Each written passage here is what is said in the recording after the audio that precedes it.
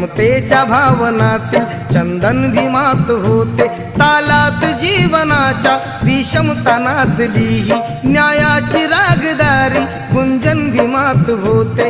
संकल्प या मनाचा क्रांती करून गेला, निधड्या मनाचा मोठा होऊन सिंह गेला।